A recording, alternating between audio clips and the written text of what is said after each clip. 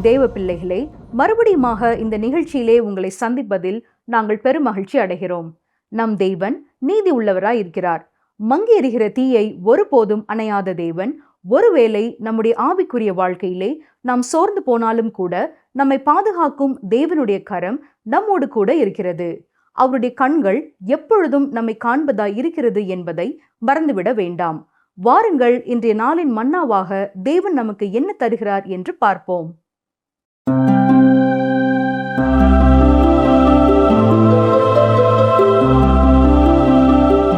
கர்த்தருடைய பரிசுத்த நாமத்திற்கு மகிமை உண்டாவதாக. இன்று நாம் கற்றுக்கொள்ளப் போகும் இந்த அதிகாரத்திலிருந்து புதிய ஒரு பிரிவிற்குள்ளே வருகிறோம். எசேக்கியேல் 25ஆம் அதிகாரம் முதல் 32ஆம் அதிகாரம் வரை உள்ள பகுதியிலே இஸ்ரவேலை சுற்றியுள்ள தேசங்களை குறித்த தீர்க்க தரிசனங்களை நாம் பார்க்கிறோம். இவை எல்லாமே முற்றிலும் அப்படியே நிறைவேறினபடியால் பல தேசங்கள் இப்பொழுது பூமியிலிருந்து மறைந்து விட்டன. இந்த காலகட்டம் வரையில் எசேக்கியேல் தீர்க்கதரிசி எருசலேமை குறித்து தீர்க்க தரிசனம் உரைத்து கொண்டுதான் இருந்தார். ஏனெனில் எருசலேமின் இறுதி சிறைப்பிடிப்பு இன்னமும் நிகழவில்லை. கடைசி வரை தேவன் எருசலேமை அழிக்கப் போவதில்லை என்றும், இஸ்ரவேல் தேசம் என்றும் தொடர்ந்து அழியாமல் இருக்கும் என்றும் அவர்கள் கேட்ட பொய் வார்த்தைகளினாலே மக்கள் உற்சாகப்படுத்தப்பட்டு கொண்டிருந்தார்கள். ஆனால் எருசலேம் அழிக்கப்பட்ட பொழுது அந்த ஜனங்கள் குழப்பமடைந்தார்கள், கலக்கமடைந்தார்கள். பாபிலோனில் எருசலேம் அழிக்கப்பட்டது என்ற உண்மையை மக்கள் கேட்ட பொழுது அவர்கள் பொய் தீர்க்கதரிசிகளின் மேல் வைத்திருந்த நம்பிக்கையை இழந்தார்கள். எசேக்கியேல் தீர்க்கதரிசி கூறியது இப்பொழுது உண்மை என்று நிரூபணம் ஆயிற்று. இதற்கு பின் இதனை தொடர்ந்துள்ள எருசலேமின் அழிவை குறித்த நிகழ்ச்சிகளை அவர் தீர்க்க தரிசனமாக சொல்லவில்லை. ஏனென்றால் எசேக்கியேல் வரலாறு எழுதவில்லை, அவர் தீர்க்க தரிசனமே உரைத்து கொண்டிருக்கிறார். இப்பொழுது எசேக்கியேல் தீர்க்கதரிசி தன்னுடைய கவனத்தை சுற்றுப்புறத்தில் உள்ள தேசங்களை நோக்கி திருப்புகிறார். அந்த தேசங்களிலே நடக்கப் போகிறது என்ன? இந்த அதிகாரத்திலே நமக்கு மிகவும் அற்புதமான தேவ செய்தி இருக்கிறது. அங்கே தேவனுடைய நகரமாகிய எருசலேம் அழிந்து கிடக்கிறது. அங்கே எரேமியா என்ற தீர்க்கதரிசி அந்த அழிவுகளின் மீது நின்று கொண்டிருக்கிறார். அவருடைய கண்களிலே இருந்து தாரை தாரையாய் கண்ணீர் வடிந்து கொண்டிருக்கிறது. இவர் உள்ளம் உடைந்தவராக அங்கே நிற்கிறார். இவர் 500 ஆண்டுகளுக்கு பின் வரப்போகின்ற இயேசு கிறிஸ்துவை பிரதிபலிக்கிறவராக அங்கே நிற்கிறார். இவரும் ஒலிவ மலையிலே அமர்ந்து கொண்டு இந்த எருசலேமிற்காக மீண்டும் வரும் அழிவை குறித்து கண்ணீர் விட்டார். ஏனென்றால் ஜனங்கள் ஜீவனுள்ள தேவனை விட்டு பின்வாங்கி போனார்கள். நான் மற்றும் ஒரு தீர்க்கதரிசியை அங்கே பார்த்தேன். அவர் அளவில்லை. அவர் ஏன் அளவில்லை என்பதை நான் உங்களுக்கு சொல்லுகிறேன். எருசலேமில் அழிவு நேரிடும் அதே சமயத்தில் அவருடைய அன்பான மனைவி மரித்து போனாள். எசேக்கியேல் அவளை மிகவும் நேசித்தார் என்று வேதவசனம் மிக தெளிவாய் சொல்லுகிறது. அவளுக்காக அளவேண்டாம் என்று தீர்க்கதரிசிக்கு தேவன் சொன்னார். அவர் தன்னை கடினப்படுத்தி கொண்டவராக காணப்பட்டார். தேவனும் இப்பொழுது இவ்விதமாகவே இருக்கிறார் என்று அவருடைய உணர்வை குறித்து வெளிப்படுத்துகிறார். எரேமியாவும் எசேக்கியேலும் தேவனுடைய 2 பக்கங்களை நமக்கு வெளிப்படுத்தி காட்டுகிறார்கள். நாம் இதை பார்க்க வேண்டியது மிகவும் அவசியம். தேவன் இளகிய மனதுடையவர். எரேமியாவைப் போல இயேசு கிறிஸ்துவும் இரக்கமும் கிருபையும் உள்ளவர். யாருடைய அழிவையும் அவர் விரும்புகிறதில்லை. எனவே அவர் சிலுவையிலே நமக்காக மரித்தார். அதே வேளையில் அவர் தம்மை புறக்கணித்த நகரங்களை குறித்து சொல்லுகிற காரியங்களை கவனியுங்கள். லூக்கா 10ஆம் அதிகாரம் 13 முதல் 15ஆம் வசனம் வரை பாருங்கள். கோரேசின் பட்டணமே உனக்கு ஐயோ, பெத்சாய்தா பட்டணமே உனக்கு ஐயோ, உங்களில் செய்யப்பட்ட பலத்த செய்கைகள் தீருவிலும் சீதோனிலும் செய்யப்பட்டிருந்ததானால் அப்பொழுதே ரெட்டுடுத்தி சாம்பலில் உட்கார்ந்து மனம் திரும்பி இருப்பார்கள். நியாய தீர்ப்பு நாளில் உங்களுக்கு நேரிடுவதை பார்க்கிலும் தீருவுக்கும் சீதோனுக்கும் நேரிடுவது லகுவாயிருக்கும். வானபரியந்தமும் உயர்த்தப்பட்ட கப்பர்நகூமே, நீ பாதாள பரியந்தம் தாழ்த்தப்படுவாய் என்று சொல்லி. மென்மையான இயேசு கிறிஸ்துவின் உதடுகளிலிருந்து வந்த கடுமையான வார்த்தைகளை கவனித்தீர்களா? மேலும் அவர் கூறும் மற்றும் ஒரு வாக்கியத்தையும் கவனிங்கள். லூக்கா 11ஆம் அதிகாரம் 44ஆம் வசனம். மாயக்காரராகிய வேத பாரகரே, பரிசேயரே, உங்களுக்கு ஐயோ, மறைந்திருக்கிற பிரேத குழிகளைப் போல் இருக்கிறீர்கள். அவைகள் மேல் நடக்கிற மனுஷருக்கு அவைகள் தெரியாதிருக்கிறது என்றார். கர்த்தர் எப்படி கடிந்து கொள்கிறார் கவனித்தீர்களா? தேவனுக்கு 2 பக்கங்கள் உண்டு பிரியமானவர்களே. அவர் நேற்றும் இன்றும் என்றும் மாறாதவராயிருக்கிறார். ஆனால் நாம் பொதுவாக அவரை குறித்து ஒரு கருத்துடையவர்களாக மட்டுமே இருக்கிறோம். கர்த்தர் அன்பானவர். ஆம், தேவன் அன்பாகவே இருக்கிறார் என்று அடிக்கடி கேட்கிறோம். தேவன் அன்பாக இருப்பது உண்மைதான். ஆனால் தேவன் பரிசுத்தமானவர் என்பதை நாம் மறந்து போய்விடக்கூடாது. அவர் நீதி உள்ளவராக இருக்கிறார். எனவே அவர் நியாயம் தீர்க்கிறார். நீங்கள் படகிலே ஏறி ஒரு இனிமையான பயணத்தினை மேற்கொள்வதால் பரலோகத்திற்கு சென்று விட முடியாது. நீங்கள் சிலுவையிலே இரத்தத்தை நமக்காக சிந்தின இயேசு கிறிஸ்துவை விசுவாசித்து ஏற்றுக்கொள்ளும் பொழுதுதான் பரலோகத்திற்கு செல்ல முடியும். அவரை ஏற்றுக்கொள்வதனாலே நீங்கள் நித்திய ஜீவனை பெற்றுக்கொள்கிறவர்களாய் மாறுகிறீர்கள். அதாவது அவருடைய நீதியால் நீங்கள் மூடப்படுகிறீர்கள்.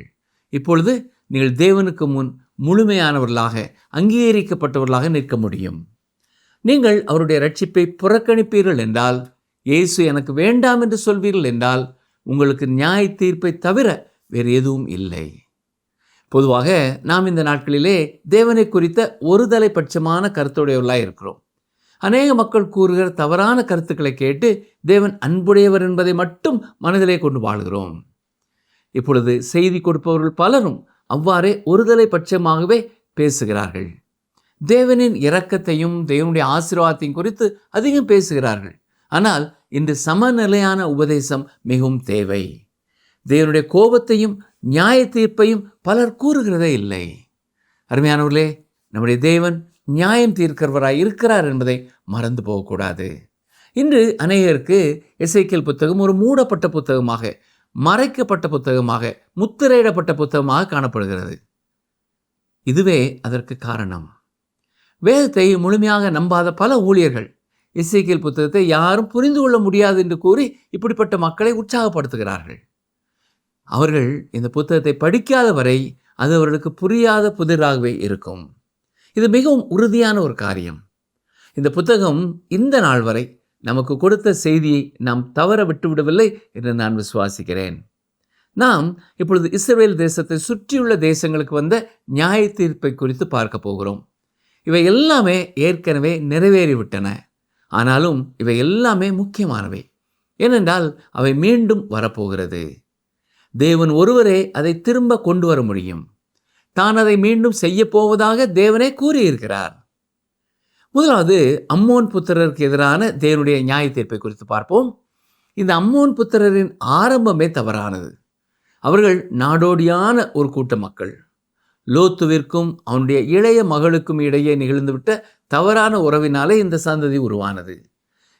இவர்களுடைய நாடு சவக்கடலை ஒட்டின பகுதியிலே அமைந்திருந்தது. இவர்கள் நேபுகாத்நேச்சாருக்கு கீழ்ப்படிந்திருப்பார்கள் என்று தேவன் கூறியபடியே இவர்களானார்கள். இவர்களுக்கு எதிரான நியாய தீர்ப்பின் காரணத்தை தேவன் சொல்வதை இந்த வசனங்களிலே நாம் பார்க்கிறோம். கவனிங்கள், வாசிக்கிறேன். எசேக்கியேல் 25:3. அம்மோன் புத்திரருக்கு சொல்ல வேண்டியது என்னவென்றால், கர்த்தராகிய ஆண்டவருடைய வார்த்தையை கேளுங்கள்.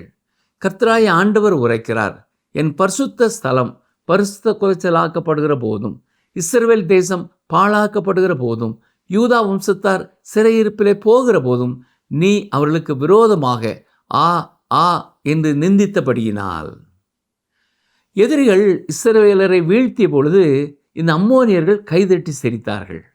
அவர்கள் கூட்டாளிகள். ஆனால் அதே எதிரிகள் அம்மோன் புத்திரரின் தேசத்தையும் அழித்தார்கள். எரேமியா 49:6 நான் வாசிப்பது என்ன? அதற்கு பின்பு அம்மோன் புத்திரருடைய சிறையிருப்பை திருப்புவேன் என்று கர்த்தர் சொல்லுகிறார். தேவன் அவர்களை நியாயம் தீர்த்தார். ஏனென்றால் அவரே கர்த்தர் என்று அவர்கள் அறிந்து கொள்வதற்காக. எசேக்கியேல் 25:7 பாருங்கள். இதோ உனக்கு விரோதமாக நான் என் கையை நீட்டி உன்னை ஜாதிகளுக்கு கொள்ளையாக ஒப்பு கொடுத்து உன்னை ஜனங்களுக்குள்ளே வேறற்று போக பண்ணி உன்னை தேசங்களுக்குள்ளே அழித்து உன்னை நிர்மூலமாக்குவேன். அப்பொழுது நான் கர்த்தர் என்று அறிந்து கொள்வாய். சரி, இதைத் தொடர்ந்து நாம் மோவாபிற்கு எதிரான தேவனுடைய நியாய தீர்ப்பை பார்க்கிறோம்.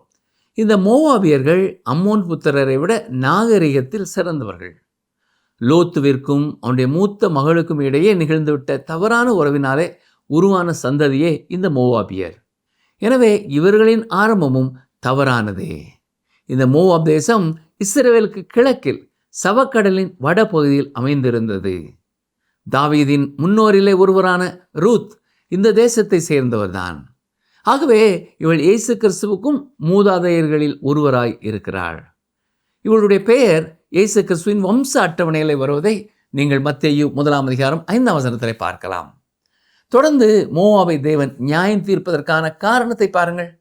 எசேக்கியேல் 25:8-9 கர்த்தராகிய ஆண்டவர் உரைக்கிறது என்னவென்றால், இதோ யூதா வம்சத்தார் எல்லா ஜாதிகளுக்கும் ஒத்தவர்கள் என்று மோவாபும் சேயீரும் சொல்லுகிறபடியினால், இதோ அம்மோன் புத்திரரின் பேர் ஜாதிகளுக்குள் இராதபடிக்கு நான் அம்மோன் புத்திரரின் தேசத்தை கிழக்கு தேசத்தாருக்கு திறந்து வைத்து சுதந்திரமாய் ஒப்பு கொடுக்கிற வண்ணமாக. இதைத் தொடர்ந்து ஏதோமுக்கு எதிரான தீர்க்க தரிசனம் நாம் பார்க்கிறோம். இந்த தேசம் ஏசாவின் சந்ததியிலே வந்தது. இவனுடைய பிறப்பை குறித்து நாம் ஆதியாகமம் 25 பார்க்கிறோம். ஒபதியா என்ற சிறிய தீர்க்க தரிசன புத்தகத்திலே ஏதோமிற்கு பாறைகளால் சூழப்பட்ட நகரமாகிய போஸ்ராவிற்கு மீதான நியாய தீர்ப்பை குறித்த விளக்கத்தை நாம் பார்க்கலாம். அடுத்து வருகிற வசனங்களிலே அவர் ஏதோமை நியாயம் தீர்த்ததற்கான காரணத்தை சொல்கிறார்.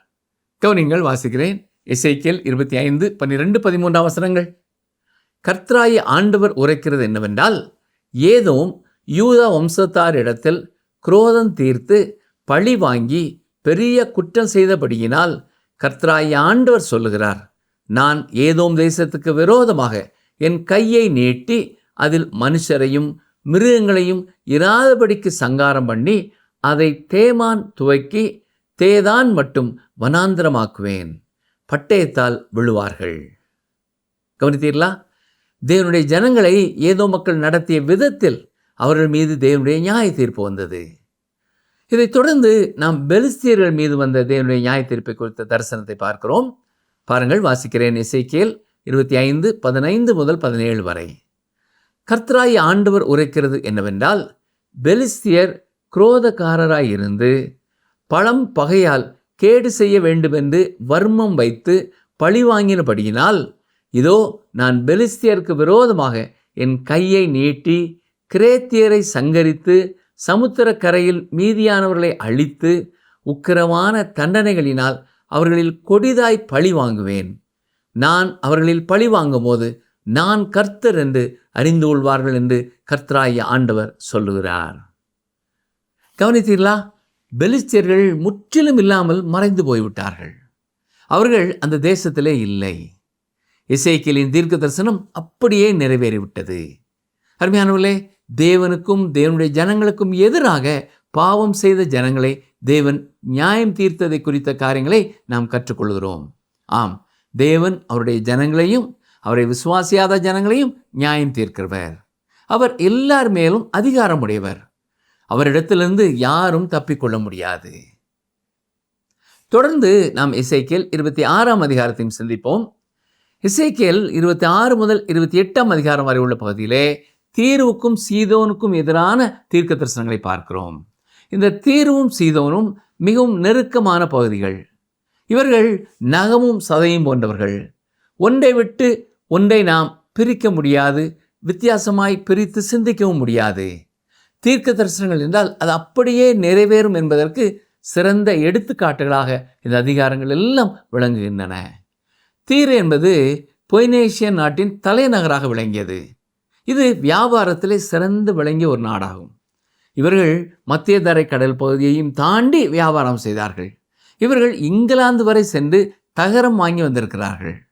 வட ஆப்பிரிக்க தேசத்திலே இவர்கள் குடியிருப்பு நாட்டையும் உருவாக்கி இருக்கிறார்கள். ஸ்பெயின் தேசத்தில் உள்ள தர்ஷிஸ் பட்டணம் இவர்களால் உருவாக்கப்பட்டது. எனவே இவர்கள் மிகவும் அதிகமான காலனி நாடுகளை அமைக்கிறவர்களாய் இருந்திருக்கிறார்கள். தீரு சிறந்த அதே வேளையிலே பெருமை கொண்ட ஒரு நகரமாகும். தீருவின் ஈராம் என்ற ராஜா தாவீதுக்கு மிகவும் நெருங்கிய நண்பனாக விளங்கினான். இவன் கட்டிடங்களுக்கு தேவையான பொருட்களை அனுப்பி வைத்தான். ஆனால் தாவீதிற்கும் ஈராமிற்கும் இடையே இருந்த நெருக்கமான உறவு போல சாலமோனுக்கும் ஈராமிற்கும் இடையிலே உறவு இல்லை. ஈராம் ஒரு சிறந்த அரசன் என்பதிலே சந்தேகமில்லை. இருந்த போதிலும் பாகால் தொழுகை இந்த தீர்விலும் சீதோனிலும் முக்கியமாக காணப்பட்டது. சீதோனியரின் ராஜாவாகிய ஏத் பாகாலின் குமாரத்தியாகிய ஏசபேல் ஆகாபிற்கு திருமணம் செய்து கொடுக்கப்பட்டாள். இவளே இந்த வட இஸ்ரவேல் தேசத்திலே பாகால் வணக்கத்தை கொண்டு வந்தவள். சரி, இப்பொழுது தீர்வையும் சீதோனையும் குறித்து தேவன் சொல்வதை கவனிப்போம். எசேக்கியேல் 26 முதல் 2 வசனங்கள். 11ஆம் வருஷம் 1ஆம் தேதியிலே கர்த்தருடைய வார்த்தை எனக்கு உண்டாகி, அவர், மனுபுத்திரனே, தீருவானது எருசலேமுக்கு விரோதமாக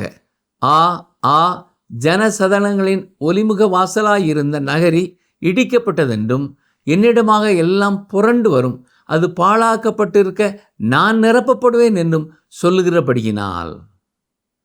எருசலேம் அழிக்கப்பட்ட அதே காலகட்டத்திலே தீர்வும் அழிக்கப்பட்டது. நேபுகாத்நேச்சார் தான் தீர்வையும் கைப்பற்றினான். எசேக்கியேல் 26:3 பாருங்கள். கர்த்தராகிய ஆண்டவர் சொல்லுகிறது என்னவென்றால், தீருவே, இதோ நான் உனக்கு விரோதமாக வருகிறேன். சமுத்திரம் தன் அலைகளை எழும்பி வர பண்ணுகிற வண்ணமாய் நான் அநேகம் ஜாதிகளை உனக்கு விரோதமாக எழும்பி வர பண்ணுவேன்.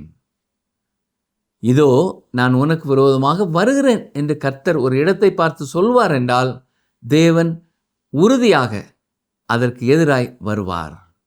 அலைகள் கரையை உடைப்பது போல தேசங்கள் தீர்வுக்கு எதிராக வரும் என்று கர்த்தர் சொல்லியிருக்கிறார். பெரிய வியாபார ஸ்தலமாகிய அந்த நகரம் இப்பொழுது இல்லாமலே போய்விட்டது. எசேக்கியேல் 26:4 பாருங்கள். அவர்கள் தீருவின் மதில்களை அழித்து அதன் கொத்தளங்களை இடித்து போடுவார்கள். நான் அதன் மண்ணும் அதில் இராதபடிக்கு விலக்கி போட்டு அதை வெறும் பாறையாக்கி விடுவேன். நேபுகாத்நேச்சார் தீர்வுக்கு எதிராக வந்து அதை அழித்து போட்டான். ஆனால் அந்த மண்ணையெல்லாம் விலக்கி அதை அவன் பாறையாக்கி போடவில்லை. எசேக்கியேல் 26:5 பாருங்கள். அது வலைகளை விரிக்கிற இடமாக சமுத்திரத்தின் நடுவிலே இருக்கும். நான் இதை சொன்னேன் என்று கர்த்தராகிய ஆண்டவர் உரைக்கிறார். அது ஜாதிகளுக்கு கொள்ளையாகும். அந்த இடம் ஒரு மீன் பிடிக்கும் கிராமமாக மாறிவிடும். முன்பு போல் அது ஒரு பெருமை நிறைந்த வர்த்தக ஸ்தலமாக இருக்கப் போவதில்லை என்று கர்த்தர் சொல்கிறார். இவ்விதமாகவே அந்த பகுதி இந்நாட்களிலே இருக்கிறது. கவனிங்கள், வாசிக்கிறேன். எசேக்கியேல் 26:6. வெளியில் இருக்கிற அதன் குமாரத்திகளோ பட்டயத்தால் கொண்டு போடப்படுவார்கள். அப்பொழுது நான் கர்த்தர் என்று அறிந்து கொள்வார்கள். இதில் குமாரத்திகள் என்று இங்கே சொல்லப்பட்டிருக்கிற காரியம் அதன் காலனி நாடுகளை குறிக்கிறது என்று விசுவாசிக்கிறேன். சைப்ரஸ் தீவுகளிலேயும் இவர்கள் காலனியை உருவாக்கி வைத்திருந்தார்கள். சைப்ரஸ் என்பதற்கு வெண்கலம் என்று அர்த்தமாகும். இவர்கள் சைப்ரஸ் தீவிலிருந்து வெண்கலத்தை பெற்று வியாபாரம் செய்தார்கள். இந்த பொய்னேஷியன் மக்களே இந்த விதமான உலோகங்களை பழைய நாகரிக உலகத்திற்கு கொண்டு வந்தார்கள். எசேக்கியேல் 26:7 முதல் 10 வரை பாருங்கள். கர்த்தராகிய ஆண்டவர் சொல்லுகிறது என்னவென்றால், இதோ நான் ராஜாதி ராஜாவாகிய நேபுகாத்நேச்சார் என்னும் பாபிலோன் ராஜாவை வடக்கே இருந்து குதிரைகளோடும் இரதங்களோடும் குதிரை வீரரோடும் கூட்டத்தோடும் திரளான ஜனத்தோடும் தீர்வுக்கு விரோதமாக வர பண்ணுவேன். அவன் வெளியில் இருக்கிற உன் குமாரத்திகளை பட்டயத்தினால் கொண்டு உனக்கு விரோதமாக கொத்தளங்களை கட்டி உனக்கு விரோதமாக அணை போட்டு உனக்கு விரோதமாக கேடயங்களை எடுத்து உன் மதில்களை இடிக்கிற இயந்திரங்களை எதிரே வைத்து தன் கடப்பாறைகளால் உன் கொத்தளங்களை இடித்து போடுவான். அவன் குதிரைகளின் ஏராளத்தினால் தூள் எழும்பி உன்னை மூடும். இடித்து திறப்பாக்கப்பட்ட பட்டணத்தில் பிரவேசிக்கும் வண்ணமாக அவன் உன் வாசல்களுக்குள் பிரவேசிக்கையில் குதிரை வீரரும் வண்டிகளும் இரதங்களும் இரையிற சத்தத்தினாலே உன் மதில்கள் அதிரும். எருசலேம் சுவர்களை நேபுகாத்நேச்சார் எவ்வாறு தகர்த்தானோ அந்த விதமாகவே தீர்வின் சுவர்களையும் தகர்த்தான். இந்த தீர்க்க தரிசனம் அப்படியே நிறைவேறிற்று. எசேக்கியேல் 26:11 பாருங்கள். தன் குதிரைகளின் குளம்புகளினால் உன் வீதிகளை எல்லாம் மிதிப்பான். உன் ஜனத்தை பட்டயத்தினால் கொண்டு போடுவான். உன் பலமான தூண்கள் தரையில் விழுந்து போகும். நீங்கள் எசேக்கியேல் 26ஆம் அதிகாரம் 7 முதல் 11 வரை உள்ள வசனங்களை பார்ப்பீர்கள் என்றால் அங்கே நேபுகாத்நேச்சார் நகரை பிடிப்பான் என்பது தெளிவாக சொல்லப்பட்டுள்ளது. அவன் என்று அடிக்கடி இந்த பகுதியில் சொல்லப்படுவது நேபுகாத்நேச்சார் தான். ஆனால் 12ஆம் வசனத்திலிருந்து அவன் என்பதற்கு பதிலாக அவர்கள் என்ற சொல் பயன்படுத்தப்பட்டிருப்பதை கவனித்து பாருங்கள். அதாவது அநேக தேசங்கள் தீர்வுக்கு எதிராக வரும் என்பதை இவ்வாறு கர்த்தர் சொல்லுகிறார். எசேக்கியேல் 26:12 மற்றும் 14 வசனங்களை பாருங்கள். அவர்கள் உன் ஆஸ்தியை கொள்ளையிட்டு உன் சரக்குகளை சூறையாடி உன் மதில்களை இடித்து உனக்கு விருப்பமான வீடுகளை அழித்து உன் கல்லுகளையும் உன் மரங்களையும் உன் மண்ணையும் கடலின் நடுவிலே போட்டு விடுவார்கள். வசனம் 14, உன்னை வெறும் பாறையாக்கி விடுவேன், நீ வலைகளை விரிக்கிற ஸ்தலமாயிருப்பாய், இனி கட்டப்படாய், கர்த்தராகிய நான் இதை சொன்னேன் என்று கர்த்தராகிய ஆண்டவர் உரைக்கிறார். இந்த தீர்க்க தரிசனம் நிறைவேற இன்னும் காலம் இருக்கிறது. 300 ஆண்டுகளாக தீருவின் அழிவுகள் அப்படியே கிடந்தன. நேபுகாத்நேச்சார் அந்த நகரை அழித்தாலும் அந்த தீர்க்க தரிசனத்தின் 2வது பகுதி நிறைவேறாமல் இருந்தது. யார் அந்த நகரின் அழிவில் உள்ள மண்ணை அதில் இராதபடி விலக்கி போட்டு அதை வெறும் பாறையாக்கி விடுவது? மேற்கிலிருந்து மகா அலெக்சாண்டர் இதற்கென புறப்பட்டு வந்தான். தானியேல் தீர்க்க தரிசனத்தில் சொல்லப்படும் ஆட்டுக்கடா இவனை அர்த்தப்படுத்துகிறது. தீருவின் ஜனங்கள் பாபிலோனின் அடிமைத்தனத்திலிருந்து திரும்பியவுடன் அவர்கள் தீரு நகரத்தை திரும்ப கட்ட முயற்சித்தார்கள். இவர்கள் தங்களுடைய முக்கியமான பழைய இடத்தை மறந்து ஒரு தீவில் அதை கட்ட நினைத்தார்கள். இவர்கள் ஏற்கனவே கடலிலே வலிமை வாய்ந்தவர்களாக இருந்தபடினால் தீவில் இருந்தால் தங்களை நன்றாக காத்து கொள்ள முடியும் என்று நினைத்தார். ஆனால் அலெக்சாண்டர் படையெடுத்து வந்தபோது அங்கே தீரு அழிந்து போன நிலையில் கிடந்ததையும் அவர்களின் புதிய நகரம் வேறு ஒரு தீவில் அமைந்திருந்ததையும் கண்டான். அதை சென்றடைவதற்கு கடினமாக அவனுக்கு தோன்றியது. ஆகவே அந்த தீவை சென்றடைய புதிய வழியை அலெக்சாண்டர் உருவாக்க முனைந்தான். தன்னிடத்திலே போதுமான வீரர்களும் நேரமும் இருந்தபடினாலே அந்த தீவிற்கு சாலையை அமைக்க முடிவு செய்தான். சரி, இதற்கான கல், மண் போன்றவற்றை எங்கிருந்து கொண்டு வருவது? அலெக்சாண்டர் பழைய தீரு நகர அழிவுகளை, அதாவது அங்கே கிடந்த கல், மண் போன்றவற்றை பயன்படுத்த முடிவு செய்தான். அவ்வாறே அந்த எல்லா அழிவுகளையுமே கடலிலே போட்டு அந்த சாலை அமைக்கப்பட்டது. அந்த சாலை வழியாக அலெக்சாண்டரின் படையானது எளிதாக நேராக புதிய தீர்வுக்குள் சென்றது. அவன் தீர்வை அழித்தான். அவ்வாறு அழிக்கப்பட்ட தீரு பட்டணமானது மீண்டும் கட்டப்படவே இல்லை. அருமையானவர்களே, இது ஒரு சிறந்த தீர்க்க தரிசனம். நாம் ஏற்கனவே பார்த்தது போல சில குறை கண்டுபிடிக்கும் நபர்கள் எருசலேம் அழிக்கப்பட்ட பின் அதன் அழிவை குறித்து எசேக்கியேல் தீர்க்க தரிசனம் உரைத்தார் என்று சொன்னார்கள். ஆனால் இங்கே அலெக்சாண்டர் தீர்வை அளித்ததும் எசேக்கியேல் கூறின தீர்க்க தரிசனத்தின் நிறைவேறுதல். இதை குறித்து அவர்கள் குறை சொல்ல முடியாது. அலெக்சாண்டர் தீர்வை அளித்த பின் எசேக்கியேல் அதை குறித்த தீர்க்க தரிசனம் உரைத்தார் என்று கூற முடியாது. பழைய தீர் பட்டணம் அழிக்கப்பட்டதற்கும் 300 ஆண்டுகளுக்கு பின் தான் அலெக்சாண்டர் புதிய நகரத்தை அழித்தான் என்பதும் தெளிவாகிறது. அப்பொழுது எசேக்கியேல் மரித்து பல ஆண்டுகள் ஆகிவிட்டன. எனவே தீர்க்க தரிசனங்களை தேவனே உரைக்கிறார். எசேக்கியேல் மூலமாக இவ்வாறு துல்லியமான தீர்க்க தரிசனங்களை கர்த்தரே கொடுத்தார். இந்த பகுதிக்கு நீங்கள் சென்று பார்த்தால் இன்றும் அதன் அழிவுகளை காண முடியும். எசேக்கியேல் சொன்னது போலவே அதன் மண்ணும் அதில் இராதபடி எடுக்கப்பட்டிருப்பதை நீங்கள் பார்க்க முடியும். நீங்கள் அதை பார்த்த பிறகு தேவனுடைய தீர்க்க தரிசனங்களை எல்லாம் வெறும் கட்டுக்கதைகள் அல்ல என்று உங்களால் சொல்ல முடியும். சீதோன் இன்றும் நின்று கொண்டிருக்கிறது. ஆனால் தீரு மறைந்து போய்விட்டது. எவரும் இதை திரும்ப கட்ட முயற்சிக்கவில்லை. லெபனானும் முயற்சிக்கவில்லை. தேவனுடைய வார்த்தையின்படி அது திரும்ப கட்டப்பட போவதில்லை. நிகழ்ச்சியை கேட்டுக்கொண்டிருக்கிற எனக்கு அருமையான சகோதரனே, சகோதரியே, இன்று நாம் படித்த பகுதியிலே எல்லா தீர்க்க தரிசனங்களுமே இஸ்ரவேல் ராஜ்யத்தை தவிர மற்ற ராஜ்யங்களை குறித்து கூறப்பட்டவை. அவைகளை குறித்த தீர்க்க தரிசனங்களும் கர்த்தர் சொன்னபடியே நிறைவேறிற்று. இன்று நம் உள்ளத்திலே நாம் ஆழமாய் பதித்துக் கொள்ள வேண்டிய ஒரு முக்கியமான சத்தியம், கர்த்தருடைய வார்த்தை ஒவ்வொன்றும் உண்மையானது. அவர் அன்புள்ளவர் என்பது எவ்வளவு உண்மையோ அதுபோலவே அவர் நியாயம் தீர்க்கிறவர் என்பதும் உண்மை. அவருடைய எதிர்பார்ப்பின்படி நாம் மனம் திரும்பி உண்மையாய் அவரை பின்பற்ற திட்டவட்டமான தீர்மானம் செய்வோமா? கர்த்தர் தாமே உங்களையும் உங்கள் சந்ததியையும் இன்றும் என்றும் ஆசீர்வதிப்பாராக. ஆமென்.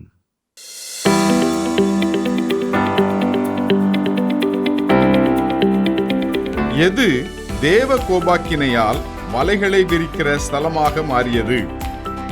எது தேவ கோபாக்கினையால் வலைகளை விரிக்கிற ஸ்தலமாக மாறியது? Option A Moab, option B எருசலேம், ஆப்ஷன் சி தீரு. இன்றைய கேள்விக்கான சரியான பதிலை 9962032803 என்ற எண்ணிற்கு வாட்ஸ்அப் மூலம் அனுப்புங்கள்.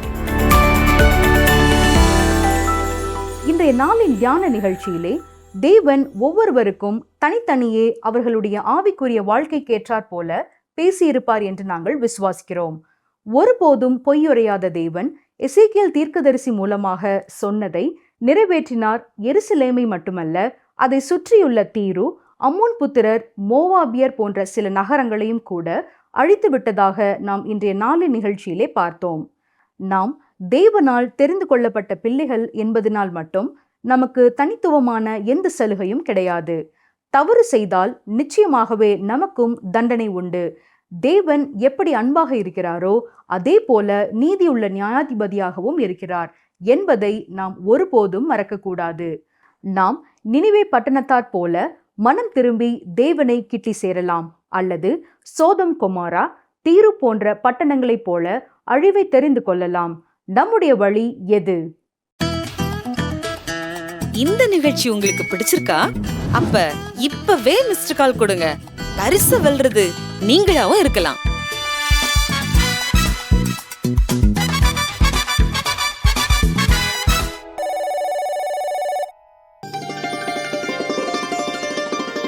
வெண்கல கதவுகளை உடைத்து, இருப்பு தாழ்பாள்களை முறித்து, அந்தகாரத்தில் இருக்கிற பொக்கிஷங்களையும் ஒளிப்பிடத்தில் இருக்கிற புதையல்களையும் உனக்கு கொடுப்பேன்.